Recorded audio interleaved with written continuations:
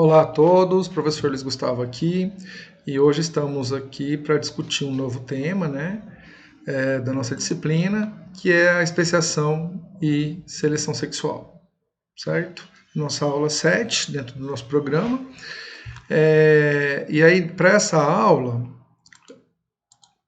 a gente vai discutir o conceito biológico de espécie, né? De que maneira a gente classifica a espécie, pensando na biologia, quais são os mecanismos e modos de especiação, né, bem como é possível, né, ter o isolamento reprodutivo para que haja a especiação, além da gente discutir também a questão da seleção sexual e especiação, certo? E aí uma questão importante que a gente precisa destacar, que as classificações de qualquer objeto que tem afinidade em grupos é um procedimento corriqueiro em civilizações humanas. Né? A gente faz isso diariamente. Ao organizar nosso guarda-roupa, organizar nosso material escolar. Então a gente define alguns critérios e organiza esses elementos. Né? Então, por exemplo, aqui a gente ilustra uma organização de móveis, uma organização de veículos. Né? Então veja que os veículos estão organizados em relação a tipo e tamanho. Né? Se tem 4 ou 2 rodas ou mais do que 4 rodas, os móveis também seguem critérios, né? Se eles, qual é a funcionalidade deles, né, em relação ao uso diário e o formato, cor. Então, sim, são vários critérios que a gente pode estabelecer para classificar as coisas do nosso cotidiano. Né? Aqui alguns outros exemplos de classificação que a gente utiliza. E em biologia, a gente classifica, né, as espécies utilizando essa ordem de classificação taxonômica, na qual o reino é um grupo de classificação mais inclusivo, né, e a espécie é um grupo de classificação mais exclusivo. Ok?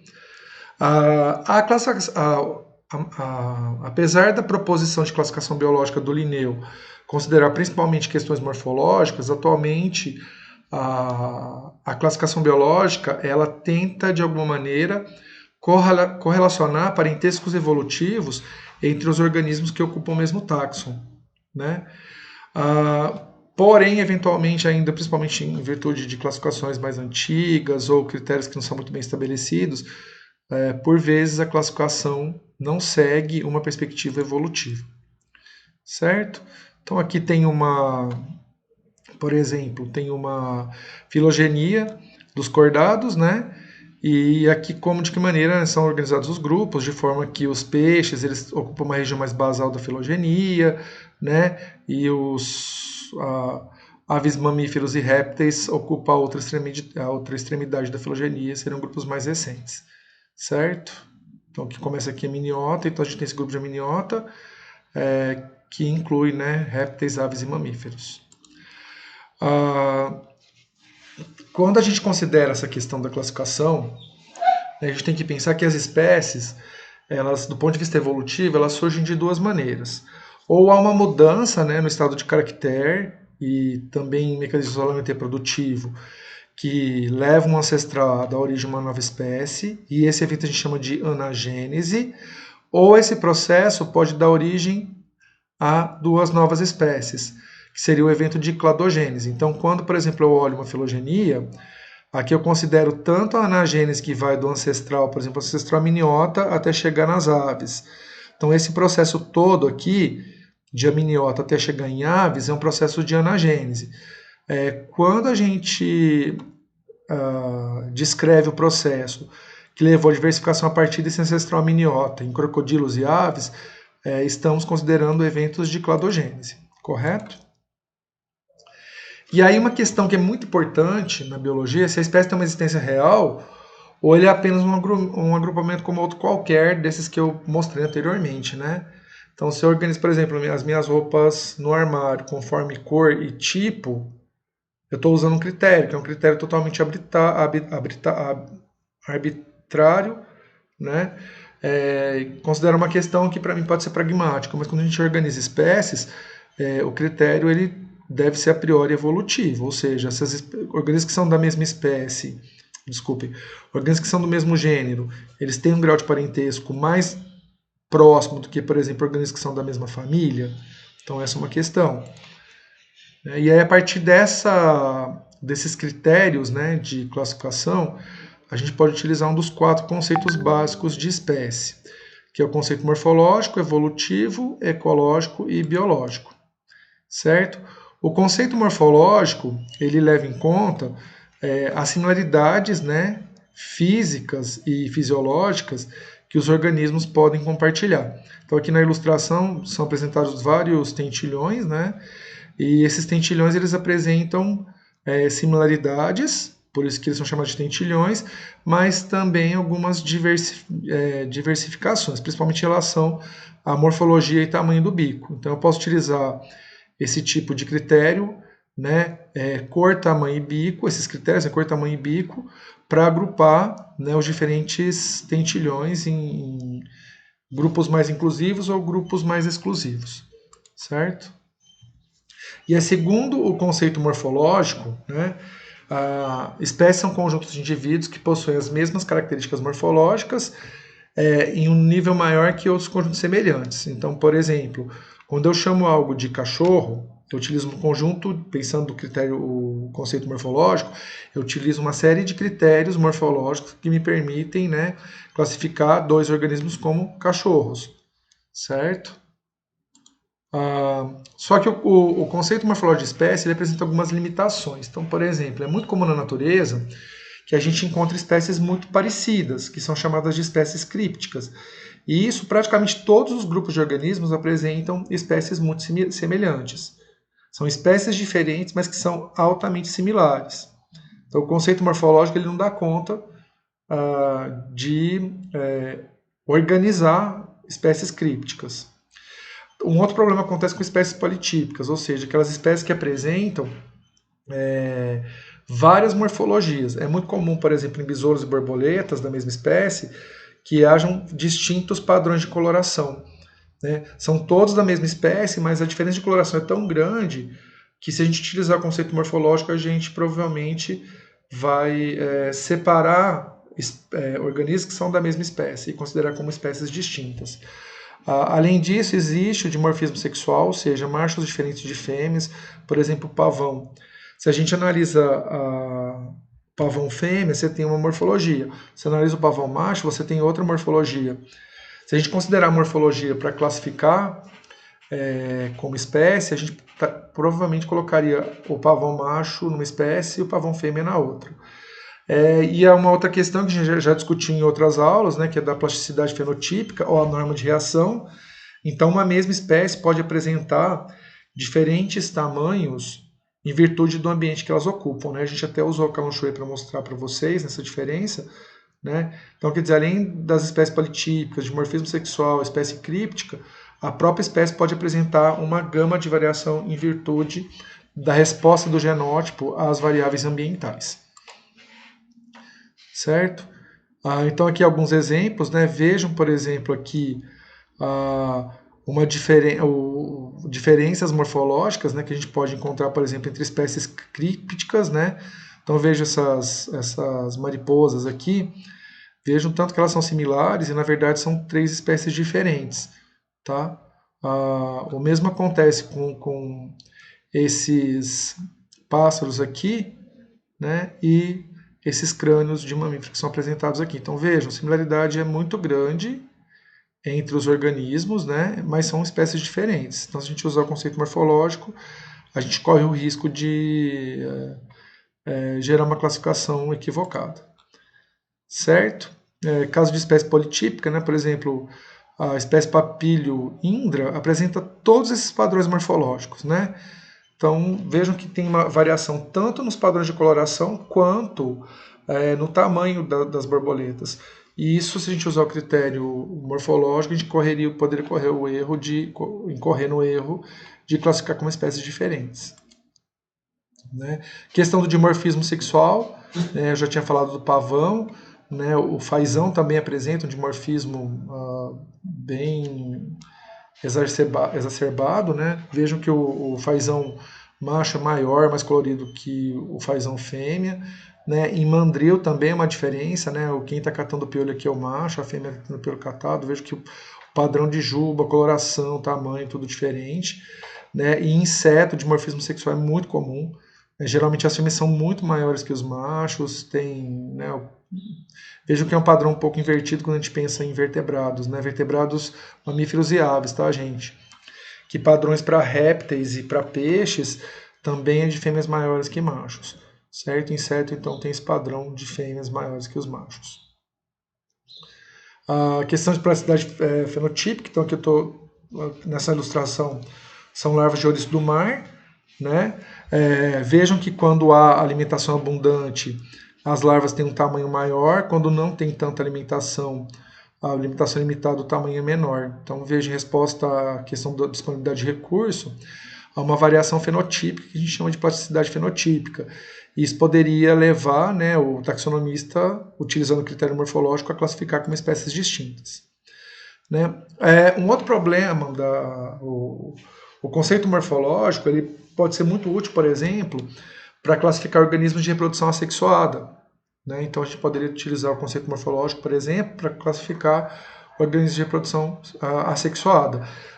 Além, claro, né, de organismos fósseis, porque aí você só tem dado morfológico que permite você fazer as comparações. Certo? Um outro conceito é o conceito evolutivo, ou o conceito filogenético, né, que são sinônimos, que a espécie são linhagens, né? Então você tem lá uma sequência de populações ancestrais descendentes que podem evoluir por anagênese ou cladogênese, né, conforme eu já discuti anteriormente, que evoluem de maneira diferencial de outras linhagens.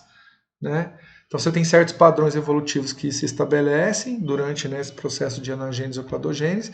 Então a gente avalia como espécie essa sucessão de espécies ao longo do tempo evolutivo. Um exemplo dessa questão, da aplicação do conceito. O pessoal aqui está conceito biológico, mas na verdade agora a gente está falando sobre o conceito evolutivo. Então, a gente falou primeiro do conceito morfológico e agora do conceito evolutivo. Então veja que aqui existe uma sucessão de espécies, né, que se alternam ao longo do tempo até dar origem aos cavalos atuais. Certo? Então, quando é possível a gente identificar essas formas intermediárias, a gente pode utilizar, né, o conceito de espécie aqui para fazer a classificação desses organismos. Né? Para humanos também, a gente pode utilizar o conceito evolutivo, pensando na sequência, né, de sucessão de espécies ao longo da história, né, Homo australopithecus, Homo habilis, Homo erectus e assim por diante. Só que o grande problema é se conhecer que espécies, né, que existiram ao longo da história evolutiva, né, de um ancestral até a espécie atual. Certo? Esse conhecimento geralmente ele é escasso e isso dificulta muito se estabelecer essas relações. Né? Uma alternativa é utilizar informações genéticas que de alguma forma preservam informações dessa história evolutiva. Né? E utilizar isso em conjunto com os achados fósseis.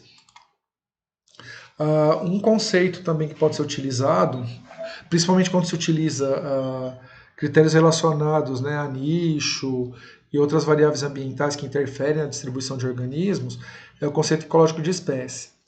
E aí esse conceito propõe que as espécies são conjuntos de indivíduos que ocupam uma zona adaptativa minimamente diferente de outros conjuntos semelhantes e que evoluem separadamente. Tá? Então aqui o conjunto digamos assim, do nicho ecológico que determinados organismos ocupam, se houver um estudo detalhado, é possível delimitar uma espécie a partir dessas informações, certo? De novo, o problema do conceito ecológico é a necessidade do fator temporal e precisa se esclarecer de uma forma mais, propor, né, critérios para se estabelecer zonas adaptativas, porque o que é mais comum na natureza é que haja, né, sobreposição de zonas adaptativas. E aí como é que a gente separa as espécies utilizando o conceito ecológico? Né? E aí, por último, o conceito que é mais utilizado, que é o conceito biológico de espécie. Esse conceito propõe que as espécies são grupos de indivíduos que intercruzam e que são reprodutivamente isolados de outros grupos. Então, eles têm, né, uma similaridade morfofisiológica e têm capacidade de cruzar entre si e produzir descendente fértil. Né? Os problemas relacionados ao conceito biológico, que é necessário se conhecer muito a biologia dos organismos. Né? É importante que o organismo tenha reprodução do tipo sexuada, então esse conceito ele não é aplicado nem a fósseis e nem a organismo de reprodução assexuada, né, que é a questão da aplicação restrita a organismos de fertilização cruzada ou reprodução sexuada, certo? Então, já falando dos conceitos, né, a gente vai discutir agora de que maneira, né, é possível evoluir novas espécies, certo?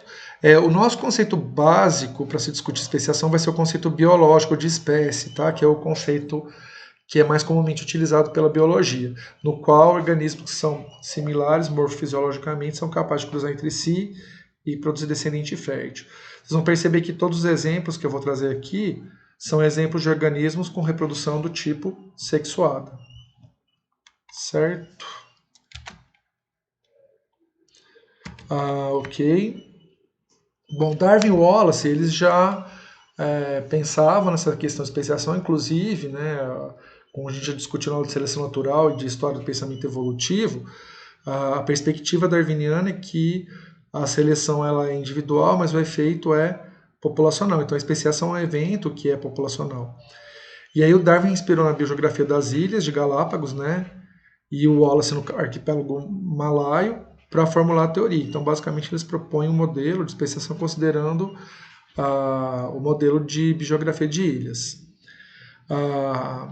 E aí, ambos, né, eles utilizaram informações sobre hibridização de diversas fontes, que hibridização seria os cruzamentos, tá? Como resultado da seleção natural. Então, nessa perspectiva, uma espécie ancestral é capaz de evoluir, né, desde que tenha algum isolamento geográfico, em duas espécies distintas, como acontece aqui com o exemplo dessas duas aves representadas nessa ilustração.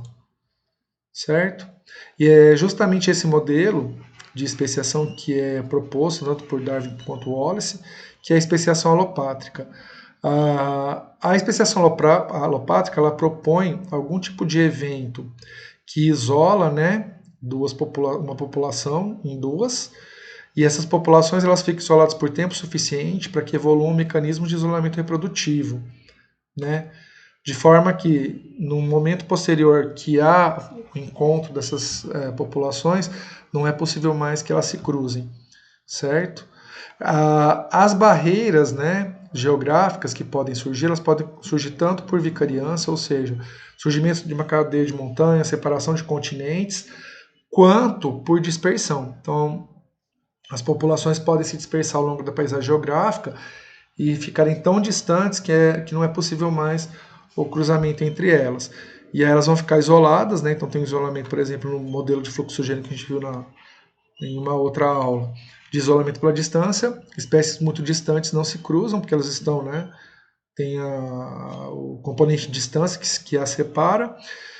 Então é possível que mutações diferenciais aconteçam nessas populações de forma independente e essas mutações podem levar ao isolamento reprodutivo e perda da capacidade de fluxo gênico. E aí surgem novas espécies. Certo?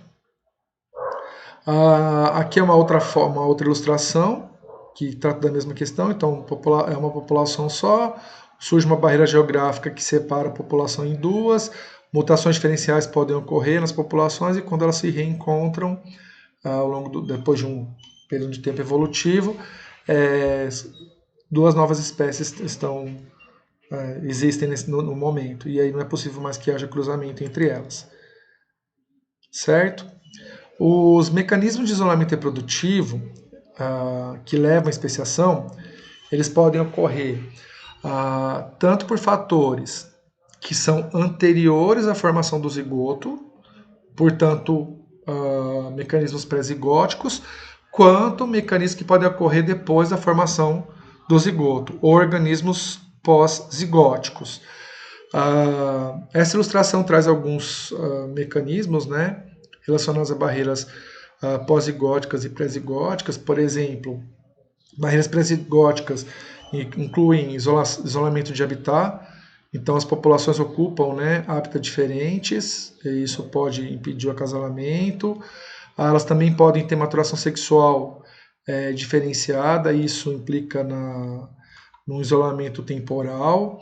Elas podem só aceitar para não se acasalar com com indivíduos, né, com determinadas morfologias, que é o isolamento por comportamento, que a gente vai discutir ainda nessa aula em relação à seleção sexual. Pode haver o cruzamento, mas pode haver, por exemplo, um isolamento mecânico. Então, há a corte, né, mas não há a cópula porque as genitálias são incompatíveis. Também pode haver a cópula, mas os gametas são incompatíveis. Então, há a cópula, porém espermatozoide óvulo ou oosfera, né, e o anterozoide não conseguem se fundir, dando origem a um novo organismo. Mesmo que haja fertilização, né, os descendentes eles podem não ir para frente, então pode produzir embriões que vão ser abortados.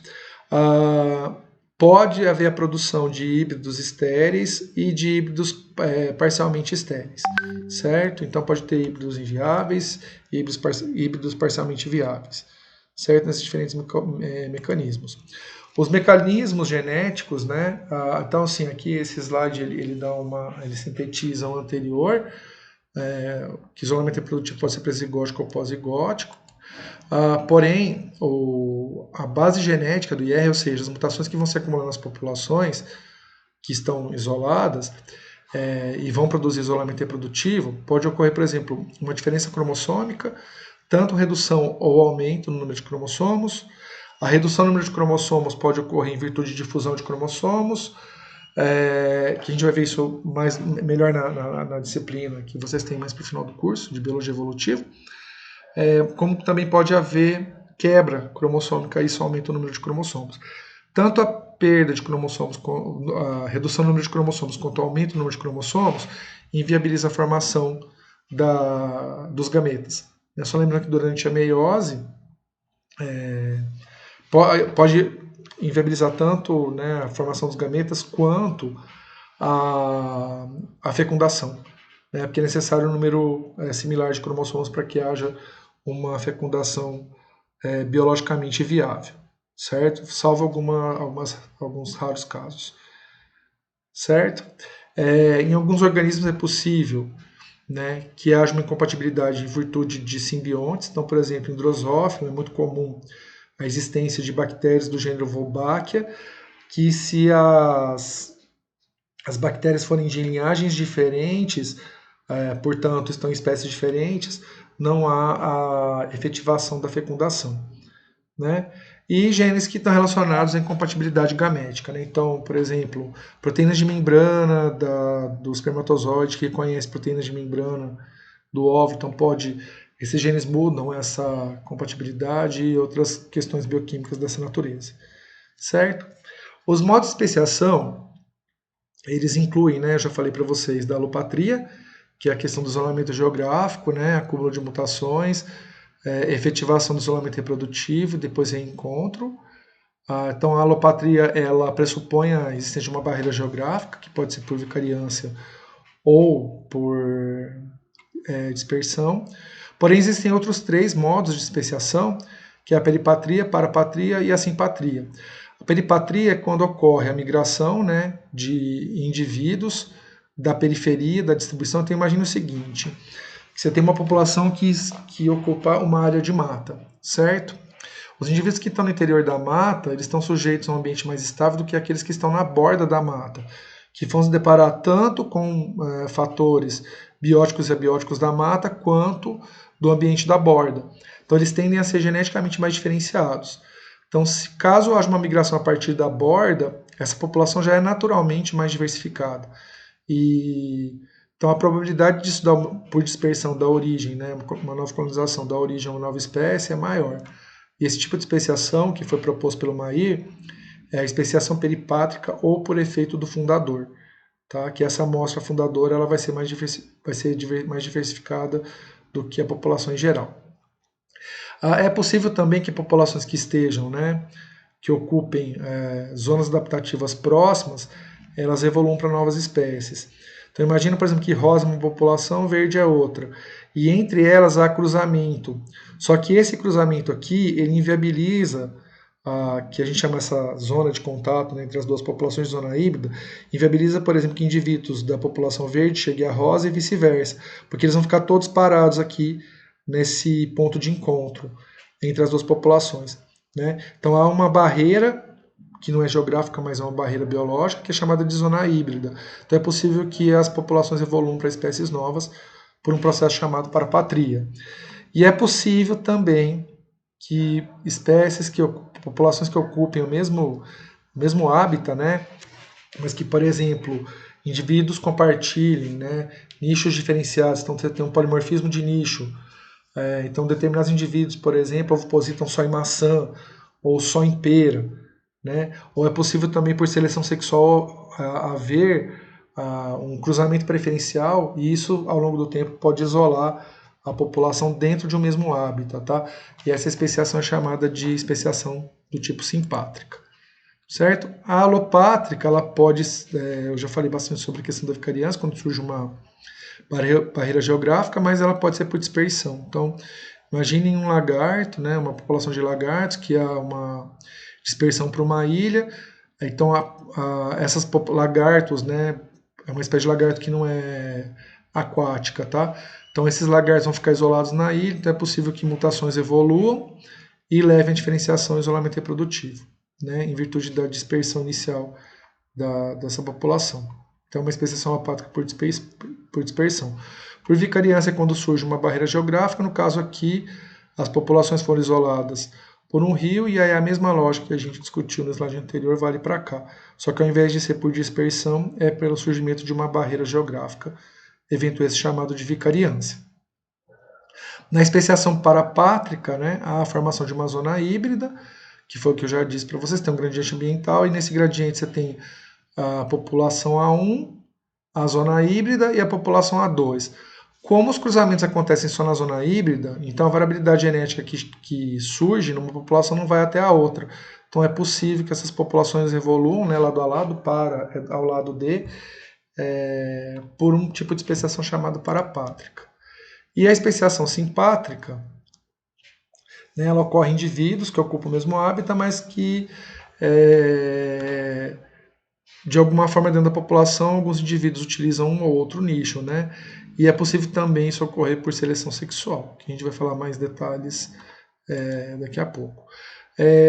O modelo básico, né, de especiação simpátrica é da Ragoletes. A Ragoletes é uma mosca de frutas que ela pode ocupar diferentes tipos de fruto. O que se descobriu é que, dependendo do indivíduo, ele pode optar pela oviposição, por exemplo, por pêssegos, ou por maçãs, ou por peras, né? Então, há esse inseto, né? Ele pode ocupar diferentes nichos de reprodução, só que, por exemplo, uma fêmea que oviposita na maçã atrai um macho que utiliza, né, leveduras que crescem na maçã como alimento.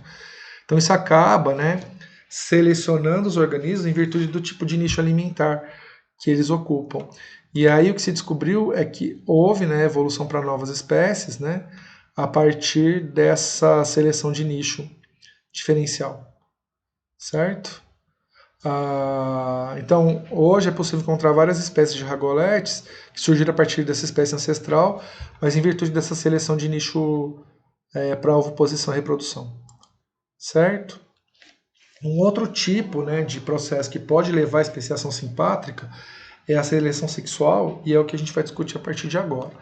Então veja que aqui nessa figura são representados vários organismos, né, que apresentam reprodução sexuada, e vejam que há um certo padrão esperado aqui. Então, por exemplo, em todas essas figuras são diferentes organismos, mas em todas elas o macho está sobre a fêmea, né, que é um comportamento relativamente conservado. Vejam que inclusive nos invertebrados, certo? E aí uma questão, né, que se coloca, qual que é a função, então, se há seleção sexual e há reprodução do tipo sexuado, tem alguma função biológica para o sexo? Se a gente considerar que a origem da vida está relacionada à origem de organismos assexuados e que atualmente 80% das espécies têm reprodução do tipo sexuada, provavelmente deve ter algum tipo de vantagem evolutiva, certo? A vantagem evolutiva que está relacionada ao sexo é principalmente a questão do aumento da diversidade genética, porque a reprodução sexuada promove uma mistura de informações genéticas entre dois indivíduos da geração parental. Então, isso aumenta a chance, a gente já viu em outras aulas, né, que quanto maior a diversidade genética, maior a probabilidade da população sobreviver a alguma mudança ambiental. Então, o sexo está muito relacionado a essa questão do aumento da diversidade. Por definição, a seleção sexual é a seleção por um sexo de características específicas nos indivíduos do sexo oposto, né? Então, quando a gente pensa na seleção sexual, então veja, está pensando em espécies que evoluem por seleção sexual. Tá? Não quer dizer que todos os organismos que têm reprodução sexuada apresentam os caracteres que a gente vai discutir aqui. Mas, por exemplo, quando há seleção sexual, um aspecto importante é que geralmente, né, os machos competem pelas fêmeas e as fêmeas escolhem os parceiros. Então, existe uma série de características morfológicas que estão relacionadas nas fêmeas à escolha de parceiros e nos machos a maior potencial de competição pela fêmea, certo? Então, quando a gente pensa, por exemplo, na questão dos gametas, há uma tendência, né, quando há seleção sexual, que o gameto feminino seja muito grande e os gametas masculinos pequenos, porque a fêmea tem essa questão, né, biológica da escolha e o macho é escolhido. Então, é uma para vários, certo? Até que um se sair vitorioso nessa situação. Qual que é a implicação biológica, né, para os organismos de seleção sexual? As fêmeas, elas gastam mais tempo alocando recurso, né, para produzir seu gameta, e é muito comum que o cuidado parental seja de responsabilidade delas, né?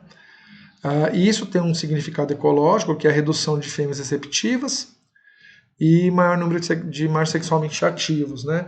Por isso que no cálculo do tamanho efetivo da população, o número de fêmeas ele é mais relevante que o número de machos, porque um único macho pode fecundar todas as fêmeas da população, né? Mas a fêmea, por mais que tenha 10 machos, ela vai ser fecundada somente por um, certo? Como há uma competição entre machos, então uma das maneiras, né, dos machos competirem entre si é a partir de lutas corporais. Então, várias espécies vão apresentar machos de grande porte com vários anexos, né, epiteliais e anexos dérmicos, né, que podem ser utilizados nas lutas, por exemplo, questão de chifres, cornos e corpo, né, fisicamente mais robusto que das fêmeas, tá? Que isso indica uma habilidade superior em combate, né? Então aqui tem esse grupo, esses oryx, os leões marinhos, os elefantes marinhos fazem isso, né? Aqui é uma comparação de um elefante marinho macho que está por cima e uma elefante marinho fêmea. Então veja a diferença de tamanho, né, entre eles. O comportamento de babuínos também, né? Os machos se associam, mas ajudando a fêmea no cuidado dos filhotes. Quando é macho e fêmea, então o macho divide o cuidado com o filhote. E a associação macho-macho geralmente é para eliminar algum rival que aparece no bando. Né? Então aqui algumas ilustrações, uma fêmea, né, com o filhote, um macho mostrando, né, os caninos altamente desenvolvidos. Né? Pensando na gente primata, a gente não tem esse caractere, né? A gente perdeu porque nossa competição por fêmeas não é dessa natureza. Né? Os mecópteros, vou mostrar uma ilustração aqui, eles podem oferecer presentes, né, para as fêmeas, oferendas, para que elas sejam atraídas, e eles podem, né, tanto apresentar um artrópode morto para elas, quanto uma secreção de saliva nutritiva em folhas, e muitas vezes forçar a cópula. Né? Então aqui está uma ilustração de um mecóptero, para vocês terem uma ideia de que organismo se trata. Né? Então vejam que pode haver aqui um macho oferecendo uma mosquinha para a fêmea, né? E aí ela se torna disponível para a cópula. Na verdade, aqui o macho é esse, a fêmea é essa, tá, gente? A fêmea está com a mosca que ela aceitou o presente e aí o macho se aproveitou para fazer a cópula. Anuros podem desempenhar um comportamento satélite ao redor das fêmeas, né, das fêmeas que estão disponíveis, então eles podem circundar a fêmea até aquele que consiga efetivamente, né, montar nela para poder liberar os espermatozoides junto com os óvulos na água. Vagalumes, eles podem mimetizar fêmeas para atrair machos competidores, e aí eles podem, né, realizar canibalismo. Então, um macho da espécie pode, porque as fêmeas atraem os machos a partir do padrão de lampejos, né? Para o caso dos vagalumes. Então o macho da espécie pode mimetizar a fêmea, atrai o macho da espécie e aí devora esse macho. Então é menos um competidor para eles. Né? A competição de esperma é muito comum em várias espécies, né? De forma que o primeiro macho que conseguir depositar o esperma na fêmea cria-se uma barreira para espermas que vêm depois. Né? E em peixes, por exemplo, é comum que os machos guardem as fêmeas e impeçam que outros machos acessem. Né?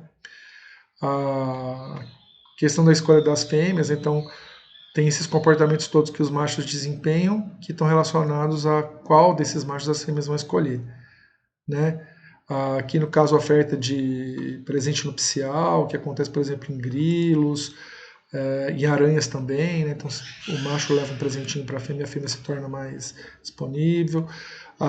Em peixe beta, o macho ele monopoliza o recurso e só permite que a fêmea que esteja em período fértil utilize o recurso, né? E aí ele pode liberar o esperma na água junto com os óvulos delas. E aí a questão, né? Mas e no caso de machos que só oferecem esperma? Né? Então, por exemplo, as fêmeas podem preferir esses machos com alguns atributos e aí esse atributo, por exemplo, um macho que seja mais colorido. Então a fêmea pode escolher esse macho mais colorido e aceitar copular com ele, apesar dele não oferecer nada além do esperma, certo?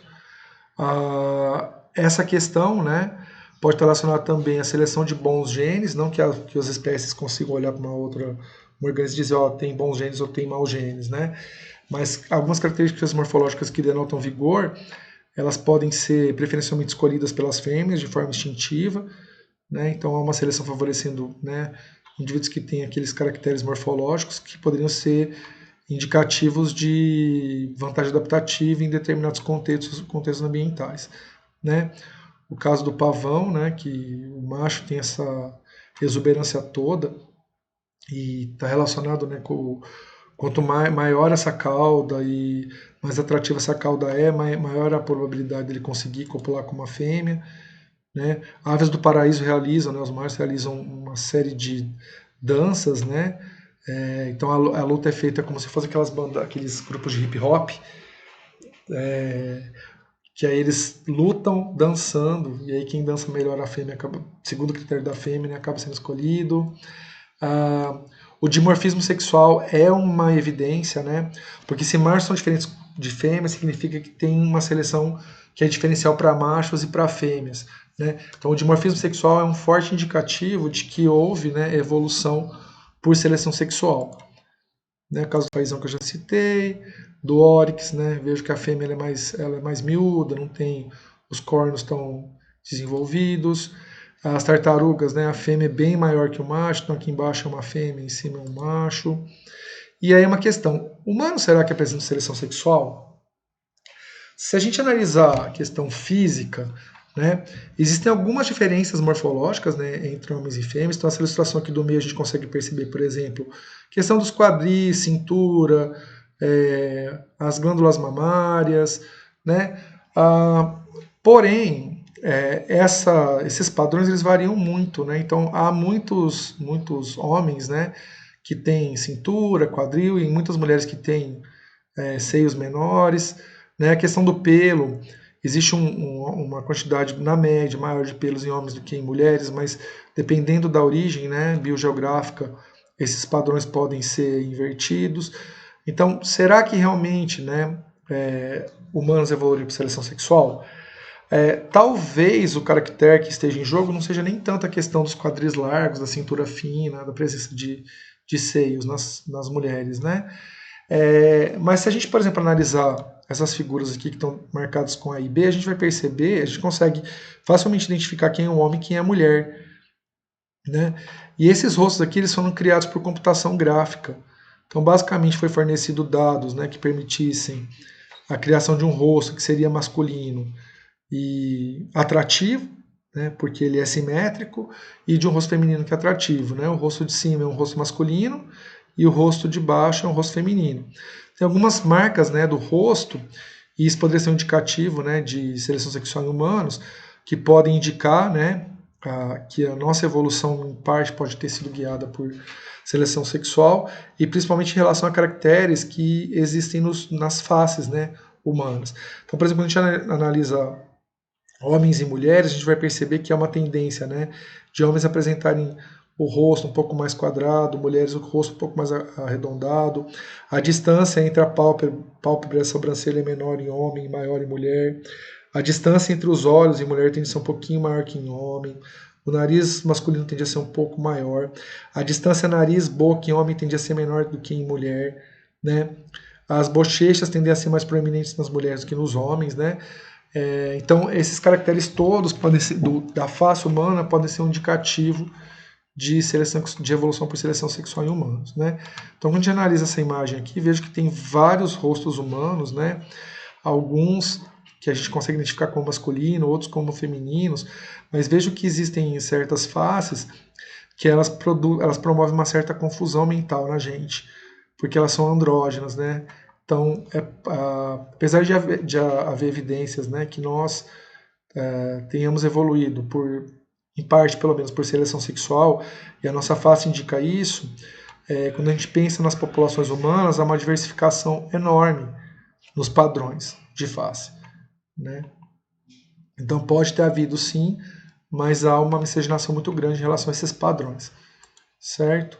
E aí eu sugiro que vocês entrem, né, nesse site aqui e façam uma avaliação da face de vocês. Nesse site é possível, a partir de uma imagem de vocês, vocês identificarem qual é o padrão morfológico, né, que está relacionado então o seu rosto ele tem uma morfologia mais típica de qual população humana, né, populações europeias, indígenas, africanas, né, e é possível também que a partir dos padrões básicos do seu rosto você consiga construir imagens de como seria seu rosto se você fosse negro ou asiático, né, ou caucasiano, se você fosse homem ou você fosse mulher. Então vejam aqui, por exemplo, essas duas imagens, a imagem aqui do lado direito, que apresenta uma sequência, né, de faces. Então você tem a face mais feminina, a face masculina, mas são todas iguais, são todas a mesma pessoa. Só que aí há uma atenuação dos caracteres que seriam mais masculinos e mais femininos para a produção dessas faces. Então esse mesmo rosto aqui, na versão caucasoide e na versão negroide, certo? Também sugiro que vocês leiam, né, tá na referência bibliográfica, o trabalho de Camargos, que eles fizeram também uma construção de faces, né, que seriam perfeitas em virtude da simetria. Então eles utilizaram uma série de imagens de pessoas e produziram rostos que poderiam ser considerados perfeitos, tá? Então vejo que à esquerda aqui é um rosto feminino e à direita um rosto masculino. Né? Nas referências da aula que estão aqui, sugiro que vocês, né, joguem o nome do artigo no Google, que vocês conseguem facilmente esse artigo para entender o que a autora fez, tá? Bom, pessoal, a aula de especiação e seleção sexual, ela tem esse contexto que eu discuti com vocês. Realizem as atividades que estão propostas no Ava Moodle da disciplina. Postem suas dúvidas no fórum de dúvidas do Moodle, por WhatsApp. Entre em contato com os monitores. E é isso. A gente se vê numa próxima aula. Até breve.